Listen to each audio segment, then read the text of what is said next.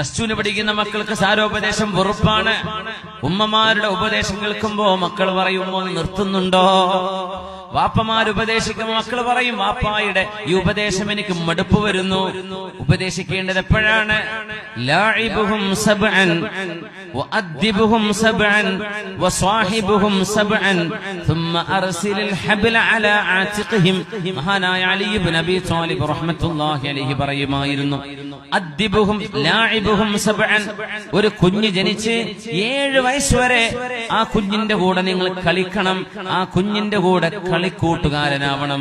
കുഞ്ഞിനെ നിങ്ങൾ എന്റർടൈൻ ചെയ്യണം, കുഞ്ഞിന്റെ കൂടെ കളിക്കണം. റസൂലുള്ളാഹി തങ്ങൾ മുട്ടുകുത്തി കളിച്ചിട്ടുണ്ടല്ലോ.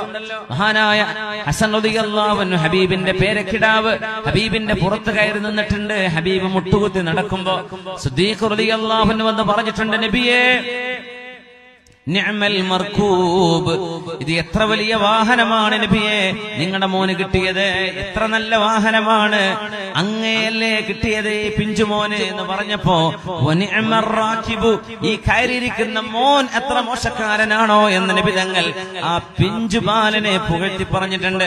ഹസൻ റളിയല്ലാഹു തആല അൻഹുവിനെ ലാഇബുഹും വരെയാണ് ഉപദേശിക്കേണ്ടത്. വഅദ്ദിബുഹും സബ്അൻ, 7 വയസ്സ് കഴിഞ്ഞാൽ പിന്നെ 14 വയസ്സ് വരെയുള്ള സമയം ആൺകുട്ടിയെയും പെൺകുട്ടിയെയും